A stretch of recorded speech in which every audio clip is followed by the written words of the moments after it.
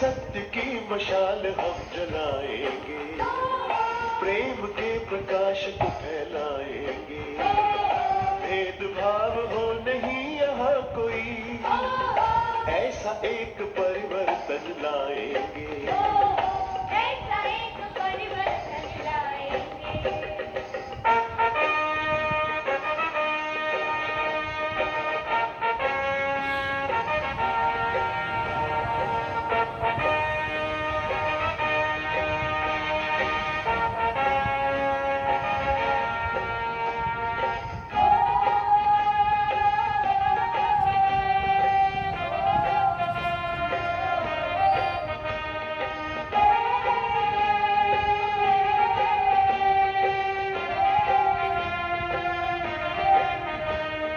शस्त्र जो उठाता है वो शस्त्र से मिट जाता है। शस्त्र जो उठाता है वो शस्त्र से मिट जाता है। प्यार जो बरसाता है वो प्यार सबका पाता है।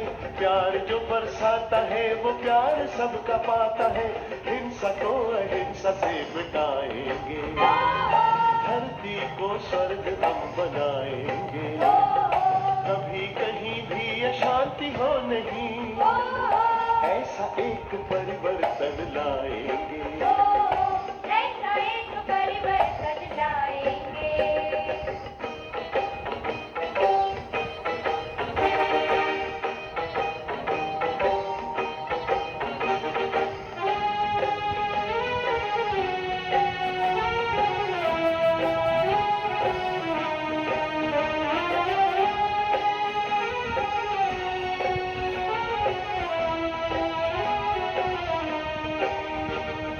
कहने को तो धर्म राष्ट्र भाषाएं अनेक हैं, दुनिया के इंसान सभी भाई हैं, एक है। कहने को तो धर्म राष्ट्र भाषाएं अनेक हैं, दुनिया के इंसान सभी भाई हैं, एक है। विश्व को संदेश ये सुनाएंगे, दादी जी के साथ बढ़ते जाएंगे। सभी जिए निर्भय हो जगत में, ऐसा एक परिवर्तन लाएंगे। सत्य की मशाल हम जलाएंगे, प्रेम के प्रकाश को फैलाएंगे। भेदभाव हो नहीं यहाँ कोई, ऐसा एक परिवर्तन लाएंगे। सत्य की मशाल हम जलाएंगे, दादी जी के साथ बढ़ते जाएंगे। ऐसा एक परिवर्तन लाएंगे, विश्व को संदेश ये सुनाएंगे। ऐसा एक परिवर्तन लाएंगे, दादी जी के साथ बढ़ते जाएंगे। विश्व को संदेश ये सुनाएंगे।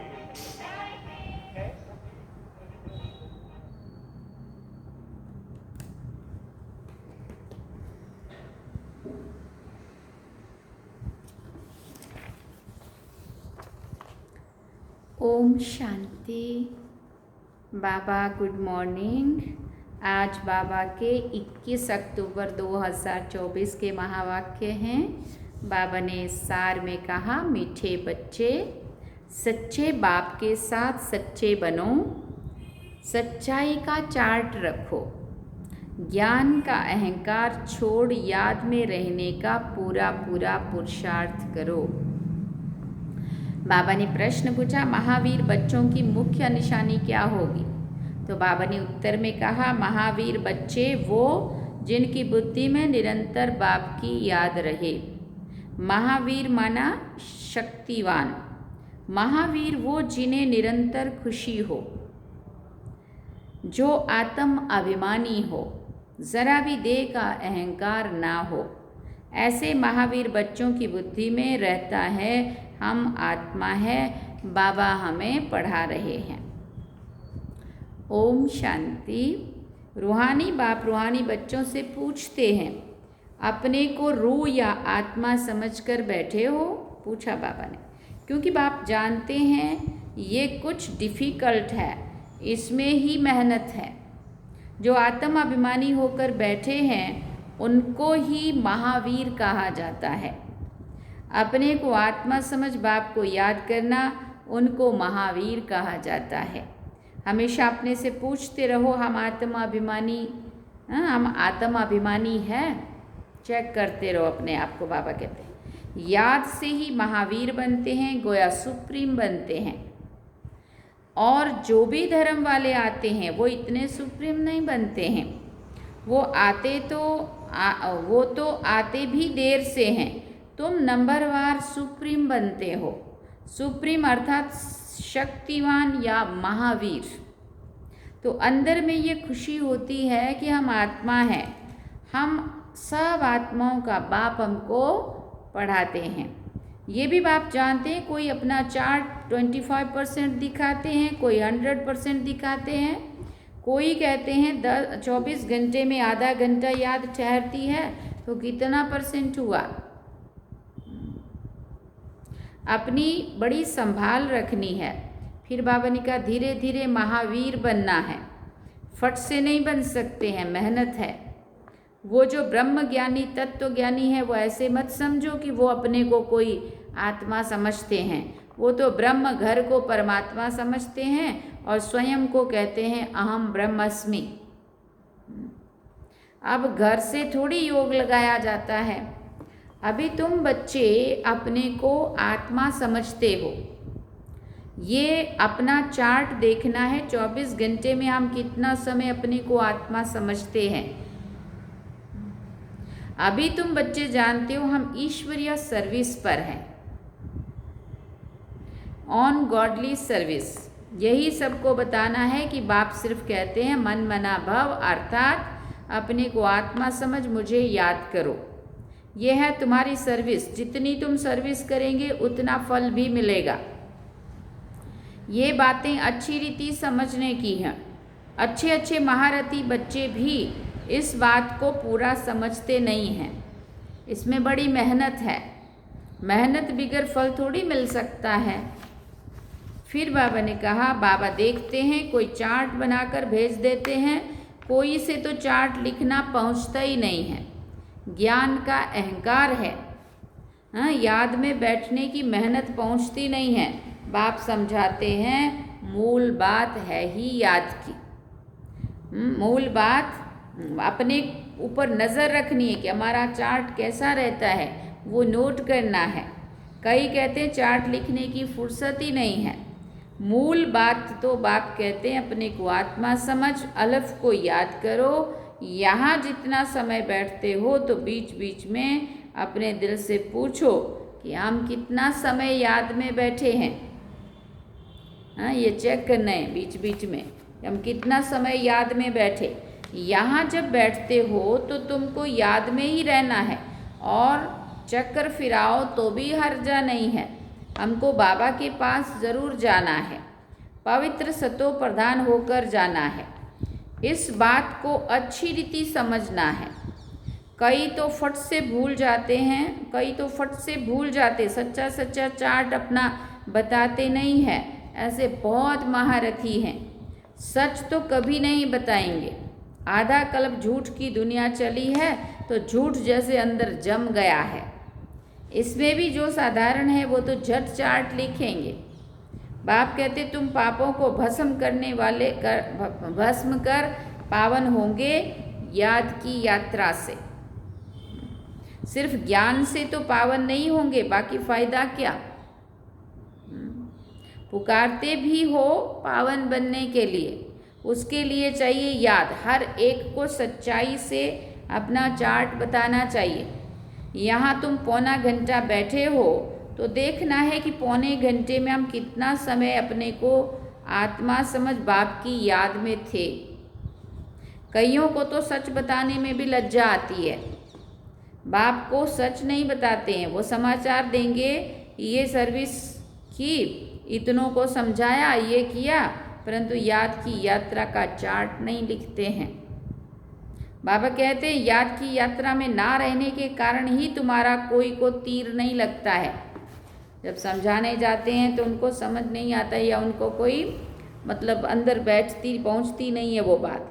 फिर बाबा कहते हैं ज्ञान तलवार में जोर नहीं भरता है, ज्ञान तो सुनाते हैं, बाकी योग का तीर लग जाए वो बड़ा मुश्किल है।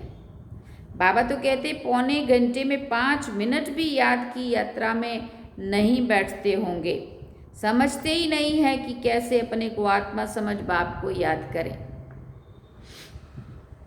कई तो कहते हैं हम निरंतर याद में ही रहते हैं। बाबा कहते हैं ये अवस्था अभी हो नहीं सकती। अगर निरंतर याद करते फिर तो कर्मातीत अवस्था आ जाए, ज्ञान की पराकाष्ठा हो जाए, थोड़ा ही किसी को समझाने से बहुत तीर लग जाए। मेहनत है ना, विश्व का मालिक कोई ऐसे थोड़ी बन जाएंगे। माया तुम्हारी बुद्धि का योग कहाँ तक ले जाएगी। मित्र संबंधी आदि याद आते रहेंगे। किसी को विलायत जाना होगा तो सब मित्र संबंधी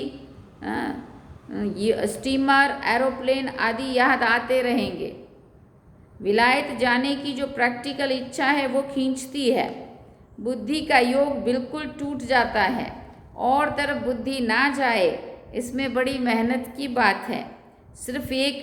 सिर्फ एक बाप की याद रहे, ये देह भी याद ना आए, ये अवस्था तुम्हारी पिछाड़ी में होगी। फिर बाबा ने कहा दिन प्रतिदिन जितना याद की यात्रा को बढ़ाते रहें, इसमें तुम्हारा ही कल्याण है।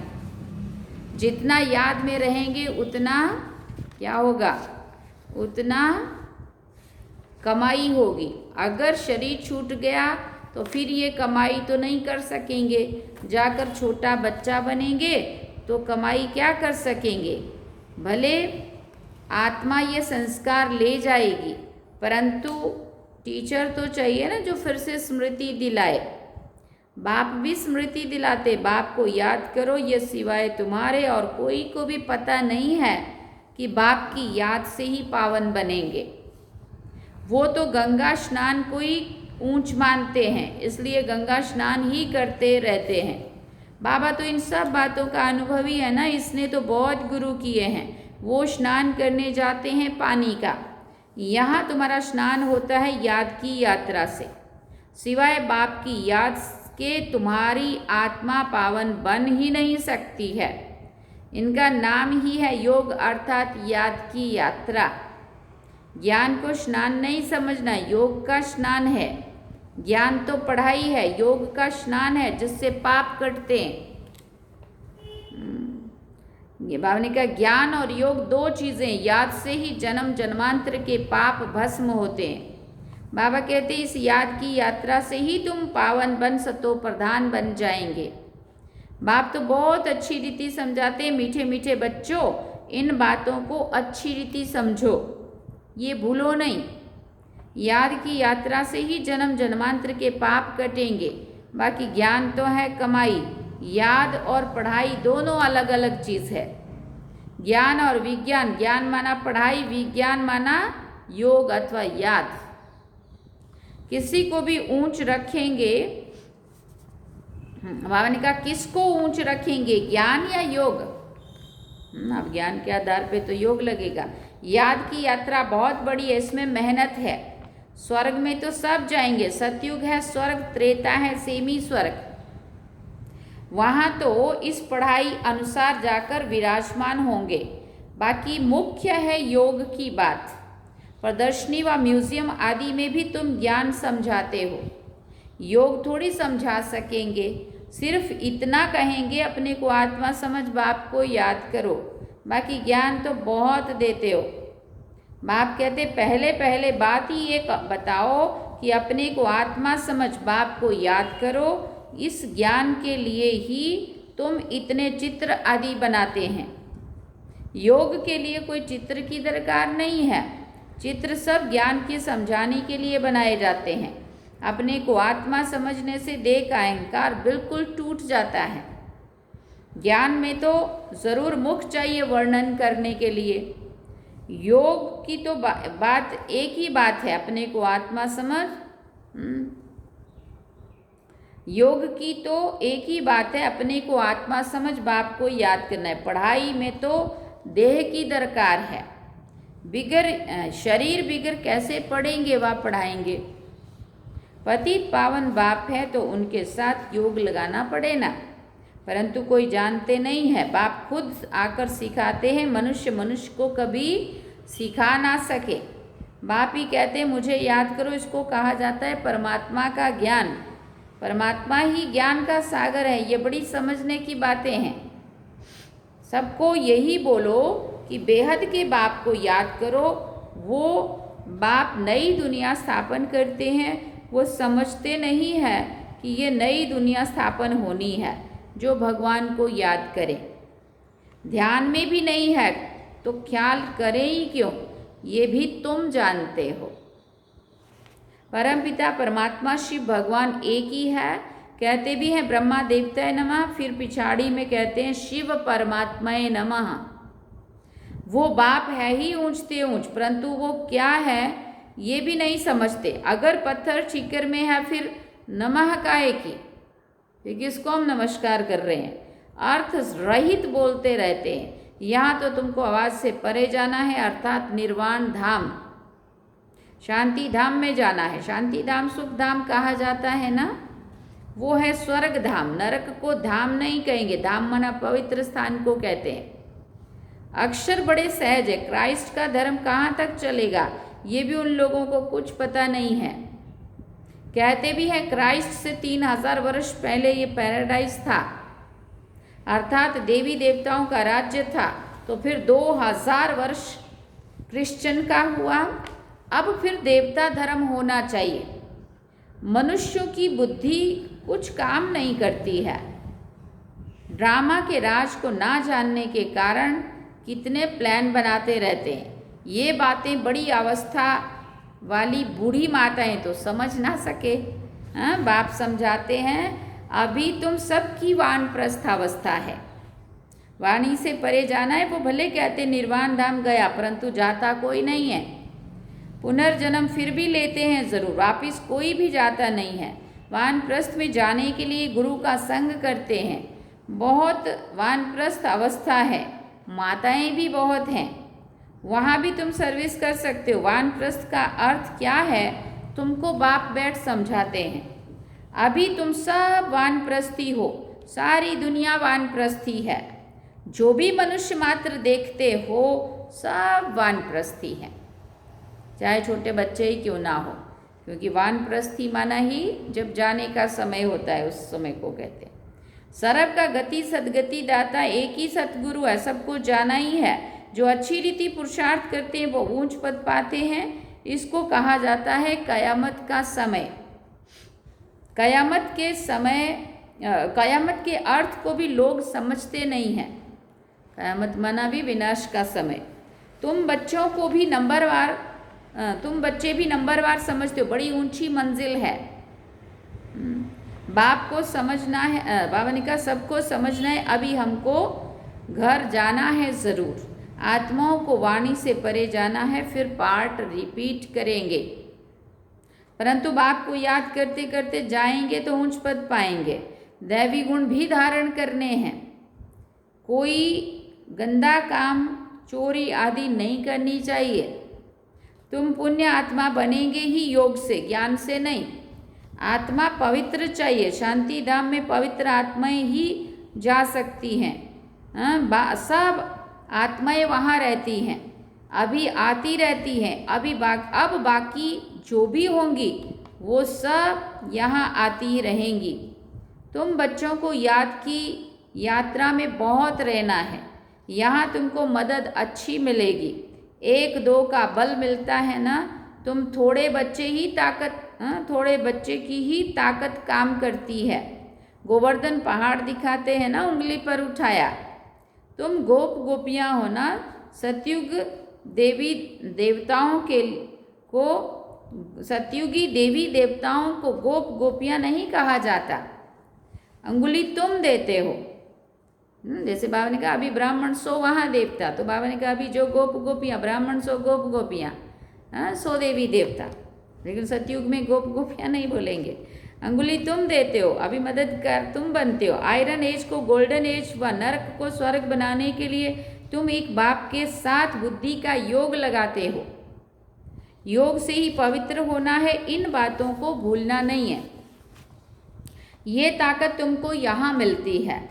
बाहर में तो आसुरी मनुष्यों का संग रहता है, वहाँ याद में रहना बड़ा मुश्किल है। इतना अडोल वहाँ रह नहीं सकेंगे। फिर बाबा ने कहा संगठन चाहिए ना। यहाँ सब एक रस इकट्ठे बैठते हैं तो मदद मिलेगी, इसलिए वातावरण में भी फर्क पड़ता है। यहाँ संगठन में बैठना और घर पे अकेले बैठ के वो माहौल नहीं बनता है। यहाँ धंधा आदि भी कुछ नहीं रहता है, बुद्धि कहाँ जाएगी। बाहर में धंधे, बाहर रहने से धंधा घर आदि खींचेगा ज़रूर। यहाँ तो कुछ है नहीं, यहाँ का वायुमंडल अच्छा शुद्ध रहता है। ड्रामानुसार कितनी दूर पहाड़ी पर आकर बैठे हो। अब तो बहुत सारा वो हो गया, वहाँ रौनक हो गई, बाकी शुरू में तो सुनसान जंगल थे, तपस्या के लिए ही थे। यादगार भी सामने एक्यूरेट खड़ा है, दिलवाड़ा मंदिर है ना, ऊपर में स्वर्ग दिखाया है, नहीं तो कहाँ बनावे। अब ऊपर होता है स्वर्ग, तो उन्होंने छत पे डाल दिया। तो बाबा कहते हैं यहाँ आकर बैठते हो तो अपनी जांच रखो कि हम बाप की याद में बैठते हैं। स्वदर्शन चक्र भी फिरता रहे। अच्छा, मीठे मीठे सिकिल दे बच्चों प्रति माता पिता बाप दादा का याद प्यार और गुड मॉर्निंग। रूहानी बाप की रूहानी बच्चों को नमस्ते। हम रूहानी बच्चों की रूहानी माता पिता बाप दादा को दिल व जान सिकवा प्रेम से याद प्यार, गुड मॉर्निंग, नमस्ते, थैंक यू बाबा, शुक्रिया बाबा। अब धारणा के लिए मुख्य सार है। पहला पॉइंट, अपने याद के चार्ट पर पूरी नज़र रखनी है। देखना है हम बाप को कितना समय याद करते हैं। याद के समय बुद्धि कहाँ भटकती है, ऐसा अपने आप को चेक करना है। दूसरी बात, इस कयामत के समय में वाणी से परे जाने का पुरुषार्थ करना है। क्या करना है?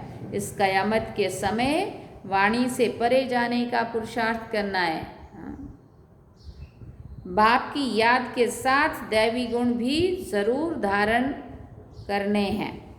कोई गंदा काम, चोरी आदि नहीं करना है। चोरी आदि तो देखो अज्ञान काल में भी अच्छी नहीं मानी जाती, और बाबा के घर में अगर हम बाबा के बनने के बाद भी अगर हम ये संस्कार को नहीं बदलते हैं तो पता नहीं सतयुग में क्या पथ मिलेगा, है ना। क्योंकि चोरी और झूठ, ये दो चीज़ें तो, झूठ, चोरी, चालाकी, ये सारी चीज़ें बिल्कुल अच्छे संस्कार नहीं होते हैं, है ना। ये देवताओं के संस्कार हो ही नहीं सकते, ब्राह्मणों के संस्कार हो ही नहीं सकते, और ये चीज़ हमारे में नहीं होनी चाहिए। तो बाबा कहते कयामत के समय वाणी से परे जाने का पुरुषार्थ करना है। बाप की याद में, बाप की याद के साथ दैवी गुण भी जरूर धारण करने हैं। कोई गंदा काम, चोरी आदि नहीं करना है। सुनने के बाद भी अगर अंदर आत्मा को ना लगे तो फिर बाबा कहते जैसे जंक लगी हुई होती है ना, तो साफ नहीं होती है, कमाई नहीं हो सकती ना। फिर वरदान में बाबा ने कहा, व्यर्थ व डिस्टर्ब करने वाले बोल से मुक्त डबल लाइट अव्यक्त फरिश्ता भव। व्यर्थ व डिस्टर्ब करने वाले बोल से मुक्त डबल लाइट अव्यक्त फरिश्ता भव। अव्यक्त फरिश्ता बनना है तो व्यर्थ बोल जो किसी को भी अच्छे नहीं लगते हैं, उन्हें सदा के लिए समाप्त करो। बात होती है 2 शब्दों की, लेकिन उसे लंबा करके बोलते रहना ये भी व्यर्थ है। एक ही बात को 10 बार बोलना, इतना लंबा लंबा करके बोलना, जितना हो सके 10 बात की 1 बात करनी चाहिए। और ऊंची आवाज़ तो बिल्कुल भी नहीं, धीमी आवाज़ से और बहुत कम बोलो। जितना 10 बात की 1 बात में हो जाता है काम, तो ज़्यादा बोलने, लंबा चौड़ा बोलने का भी आवश्यकता नहीं। बाबा कहते बात होती है 2 शब्दों की, लेकिन उसे लंबा करके बोलते रहना ये भी व्यर्थ है। जो 4 शब्दों में काम हो सकता है तो वो 12-15 शब्द में नहीं बोलो, कितनी एनर्जी जाती है। कम बोलो, धीरे बोलो, डैश डैश मीठा बोलो, सोच समझ कर बोलो। ये स्लोगन गले में डाल कर रखो।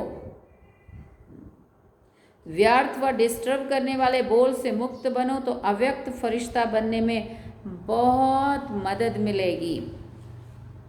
स्लोगन में पापा ने कहा, जो स्वयं को परमात्म प्यार के पीछे कुर्बान करते हैं, सफलता उनके गले की माला बन जाती है। जो स्वयं को परमात्म प्यार के पीछे कुर्बान करते हैं, सफलता उनके गले की क्या बन जाती है? माला बन जाती है। अच्छा, ओम शांति। सार में बाबा ने कहा, मीठे बच्चे सच्चे बाप के साथ सच्चे बनो, सच्चाई का चार्ट रखो, ज्ञान का अहंकार छोड़ याद में रहने का पूरा पूरा पुरुषार्थ करो। अच्छा, ओम शांति। तो ये थे बाबा के आज के महावाक्य जो हम सभी ने सुने। अब हम चलते हैं बाबा की याद में। चलिए।